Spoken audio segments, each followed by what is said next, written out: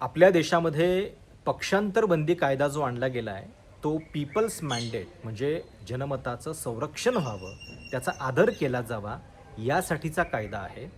तो राज्यकर्त्यांच्या कुटील डावपेचांना कायदेशीर आधार मिळावा, त्यांच्या पॉलिटिकल इंजिनिअरिंगला आधार मिळावा यासाठीचा कायदा नाही आहे.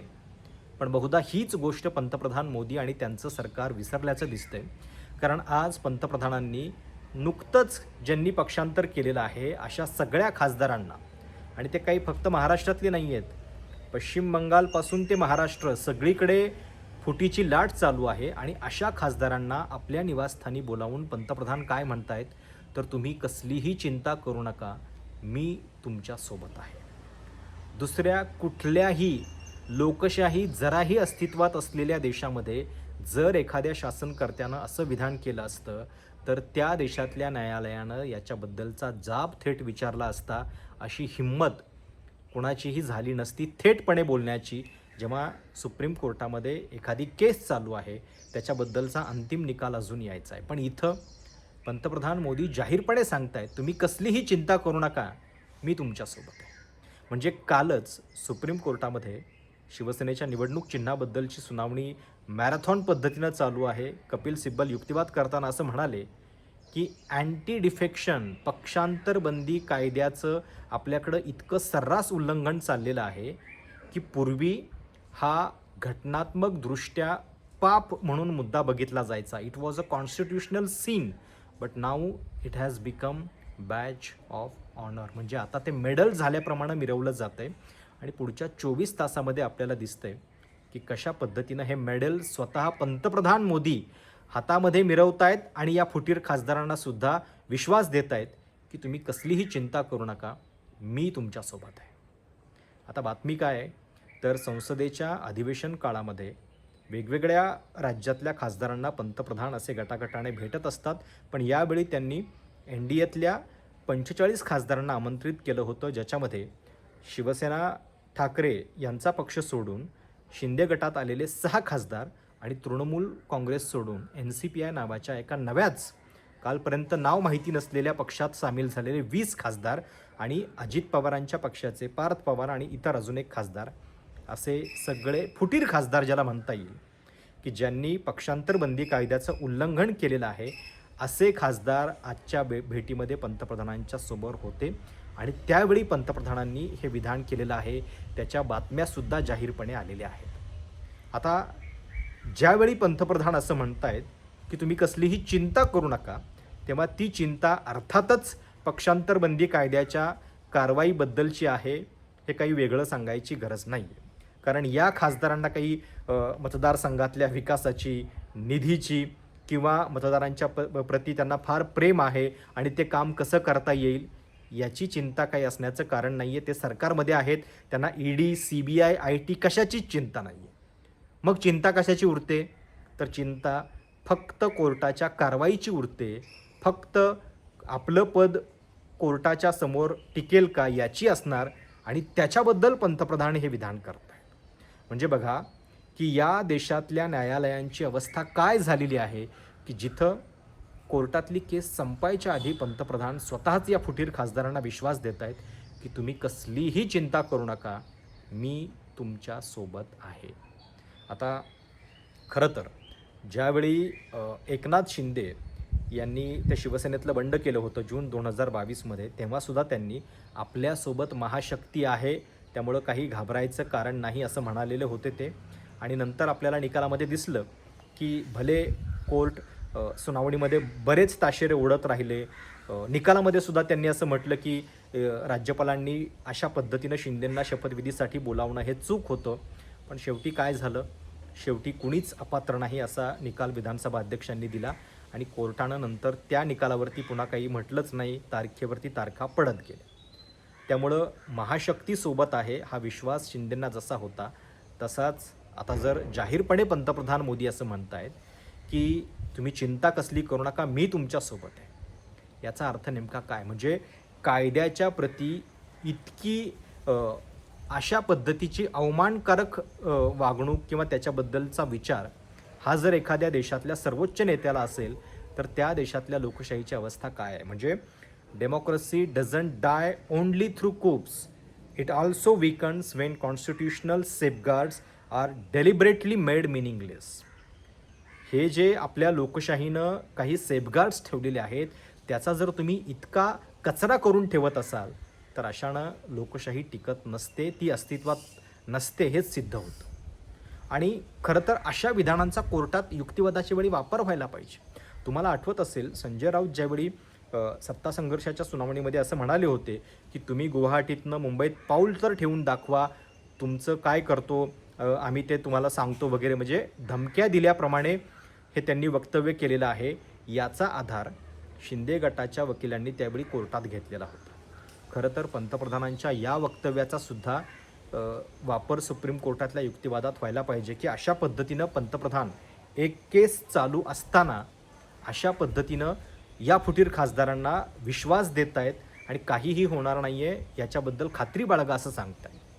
त्यामुळं नेमकं काय होणार, म्हणजे कालपासून आपण बघतोय की मॅरेथॉन सुनावणी सुरू झालेली आहे. प्रश्न निवडणूक चिन्हाचा आहे आता उरलेला. जरी अपात्रतेचा मुद्दा संपलेला असला तरी या केसमध्ये काही जान अजून बाकी आहे. याचं कारण जर हे खासदार अपात्र ठरले तर त्यांचं चिन्हसुद्धा जाऊ शकतं, त्यांचा पक्षसुद्धा जाऊ शकतो. पण होतं काय अनेकदा की कोर्टाच्या सुनावणीमध्ये बराच उहापोह होतो, वक्तव्य केली जातात, पण नंतर पुढं निकाल येतो मात्र वेगळाच. आता कालच्या 2 दिवसांच्या सुनावणीमध्ये असेच 2 मुद्दे आहेत, असेच कोर्टाचे 2 प्रश्न आहेत ज्याच्याकडे आपण फार काळजीपूर्वक लक्ष दिलं पाहिजे. एकतर परवाच्या सुनावणीमध्ये न्यायमूर्ती सूर्यकांत यांनी असं म्हटलेलं होतं की जरी पॉलिटिकल पार्टी म्हणजे राजकीय पक्ष हा विधिमंडळ पक्षापेक्षा सुपिरियर असला तरी पॉलिटिकल पार्टीमधलं बहुमत नेमकं ठरवायचं कसं याचा एक फॉर्म्युला असला पाहिजे. आणि दुसरी गोष्ट त्यांनी एक म्हटलेली आहे ती असं म्हणतायत कालच्या सुनावणीमध्ये, are political parties not suppose to follow democratic principles like other institutions.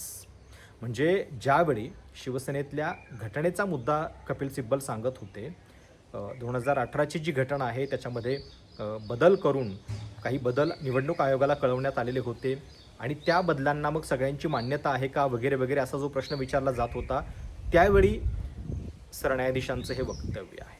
आणि अशा लहान लहान प्रश्नांमधूनच आपल्याला संकेत मिळतात की निकालामध्ये कुठल्या पळवाटा शोधल्या जाऊ शकतात, कुठल्या आधारे वेगळाच निकाल दिला जाऊ शकतो. म्हणजे कदाचित इथं असं म्हणतील की लोकशाही जी आहे पॉलिटिकल पार्टीमधली ती इथं एस्टॅब्लिश होत नाही आहे वगैरे वगैरे, जरी पॉलिटिकल पार्टी सुपिरियर असली तरी, आणि त्याची काहीतरी एक रचना या देशामध्ये असली पाहिजे. त्यामुळं पंतप्रधानांना जी आपल्याला इतकी खात्री वाटते ती नेमकी कुठल्या आधारावरती हा प्रश्न तुम्हालाही पडला असेल. आणि आपणही हा विचार वारंवार करतोय की एकीकडे मागच्या केसचा निकाल काहीच लागला नाही, शिवसेनेचे नवे 6 खासदार शिंदेंनी फोडले, तिकडं गेल्या 3 महिन्यामध्ये खासदार फुटीचा सिलसिला संपूर्ण देशात चालू आहे, आम आदमी पक्षाचे राज्यसभेतले 7 खासदार फोडले, तृणमूलचे 20 खासदार फोडले. आणि असं एवढं सगळं चालू असताना अचानक या देशाच्या न्यायालयाचा आत्मा जागा होऊन ते अँटी डिफेक्शनबद्दल काही ऐतिहासिक निकाल देणार आहेत अशी आशा बाळगणं हे फार भाबडेपणाचं ठरेल. आणि तेच पंतप्रधानांच्या या वक्तव्यामधून आपल्याला दिसतंय का हा प्रश्न या निमित्तानं चर्चेला जातो. आता आजच्या या सगळ्या बैठकीमध्ये पंतप्रधानांनी या खासदारांना सल्ला पण दिला की तुम्ही डिबेटमध्ये सहभागी होत जा, नवनवीन विषय शोधत जा. शिवसेनेचे जे 6 खासदार होते त्यांच्यासोबत त्यांनी मराठीमध्ये पण चर्चा केली. ओमराजे निंबाळकर यांचं योगाचं जे शेड्यूल आहे त्याच्याबद्दल पंतप्रधान विचारणा करत होते. पण ज्यावेळी असा एक उपदेशाचा मुद्दा येतो त्यावेळी पंतप्रधान फार अग्रेसर असतात. स्वतः मात्र ते संसदेतल्या या डिबेटमध्ये या अधिवेशन काळात सहभागी झालेले नाही आहेत. ना पंतप्रधान मोदी ना अमित शहा. म्हणजे अधिवेशन चालू असताना ते रील करत आहेत, रीलवरती बोलत आहेत, पण अधिवेशनामध्ये सभागृहाला माहिती देत नाही आहेत. अमित शहांच्याबद्दल गृहमंत्रालयाचे इतके प्रश्न आहेत पण अजूनही ते समोर आलेले नाही आहेत. आणि इथं या खासदारांना मात्र उपदेश केला जातोय की तुम्ही डिबेटमध्ये सहभागी व्हा.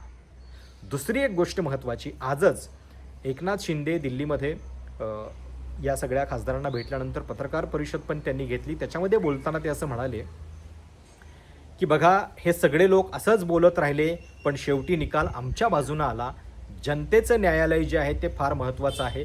तिथं आम्ही जागा ज्या आहेत ते जास्त जिंकलेल्या आहेत. म्हणजे उद्या कदाचित याही मुद्द्याचा वापर केला जाईल की खरी शिवसेना कोण आहे हे बघा निकालांना दाखवून दिलं आहे. विधानसभांमध्ये आमचे 60 आमदार आलेले आहेत, आमचे 7 आमदार पण आलेले खासदार पण आलेले आहेत वगैरे वगैरे. पण एक लक्षात घ्या की मुळात इलेक्शन जे आहे ते लेवल प्लेईंग फील्डवरती झालेलं होतं का याच्यावरती पण निकाल अवलंबून असतो. आणि कायदा जो आहे तो अशा कुठल्याही केसबाह्य गोष्टी भावनिक गोष्टींवरती निकाल देत नसतो. त्याला तथ्य फॅक्ट समोर लागतात, कायदा समोर लागतो आणि त्या अर्थानं या गोष्टी ज्या आहेत त्या सुनावणीमध्ये निरर्थक ठरतात. पण आपल्याकडची परंपरा अशी आहे की कदाचित याही गोष्टीचा आधार घेतला तर आश्चर्य नको. आणि त्यामुळं हे पंतप्रधानांचं आजचं वक्तव्य जे आहे ते एक प्रकारे या केसला बाधित करणारं प्रभावित करणारं वक्तव्य आहे, ज्याचा न्यायालयानं निषेध करायला पाहिजे. आणि प्रॉब्लेम काय माहिती आहे का की जेव्हा सरकारं अशा पद्धतीनं अँटी डिफेक्शन लॉला एक कायद्यातली पळवाट म्हणून बघू लागतात तेव्हा लोकशाही हा केवळ आकड्यांचा खेळ बनतो. त्याच्यातलं मूल्य त्याच्यातली प्रिन्सिपल्स जी आहेत ती हरवलेली असतात. आणि सध्या आपल्याकडं हाच केवळ एक नंबर गेम म्हणून या सगळ्या आकड्यांना बघितलं जातं आहे. कारण तुम्ही बघा की ज्यावेळी या अँटी डिफेक्शन लॉचा अशा पद्धतीनं अनादर होतो अल्टिमेटली सगळ्यात मोठा विश्वासघात जो आहे तो मतदारांचा असतो. कारण त्यांनी त्या खासदारांना निवडलेलं असतं एका पक्षासाठी, पण ते खासदार जातात दुसऱ्या पक्षामध्ये आणि त्याच्यातनं सरकार जे आहे ते आपलं काम जे आहे ते फावून घेत असतात. त्यामुळं हा जो मुद्दा आहे की पंतप्रधान जाहीरपणे सांगतायत चिंता करू नका. खरं तर चिंता या देशातल्या न्यायालयानं अँटी डिफेक्शन लॉची करण्याची गरज आहे. त्यांनी घटनेची चिंता करायची गरज आहे आणि त्यांनी चिंता या देशात लोकशाही राहणार आहे की नाही याची करायची गरज आहे. त्यामुळं पंतप्रधानच जर जाहीरपणे असं सांगत असतील की काही चिंता करू नका तर त्या केसला मग काय अर्थ राहतो. आणि न्यायालयांचा हा एक प्रकारे अपमानच नाही आहे का? केस चालू असताना न्यायालयाच्या अशा गोष्टींबद्दल बोलणं हे आपल्याकडं कंटेम्प्ट ऑफ कोर्ट म्हटलं जातं. एरवी बारीक सारीक गोष्टींमध्ये हे मुद्दे शोधले जातात, पण इथं देशाचे पंतप्रधान स्वतः असं बोलत आहेत.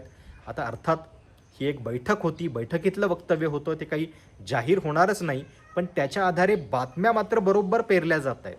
जिथं हा संदेश जायला पाहिजे तिथं तो पोहोचला पाहिजे याची काळजी मात्र बरोबर घेतली जाते.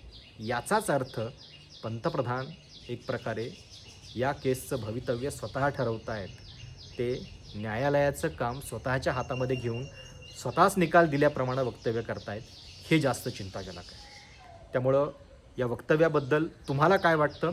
आणि जर तुम्हाला लोकशाहीच्या दृष्टीनं हा मुद्दा महत्त्वाचा वाटत असेल तर हा व्हिडिओ अधिकाधिक लोकांच्यापर्यंत पोहोचवा, चॅनल सबस्क्राईब करायला आणि स्वतंत्र पत्रकारितेच्या या प्रयोगाला जमेल ती आवश्यक ती मदत करायला विसरू नका. पेमेंटसाठी तुम्हाला स्क्रीनवरती UPI ID पण दिलेला आहे. मेंबरशिपसाठी सुद्धा आवाहन आहे. कारण अशा पद्धतीनं व्यवस्थेला खडतर आणि रोखठोक प्रश्न विचारण्यासाठी पत्रकार स्वतंत्र राहणं, त्यांचा कुठल्याही व्यवस्थेशी संबंध न राहणं हे जास्त महत्त्वाचं आहे आणि ते काम तुमच्या हातामध्ये आहे.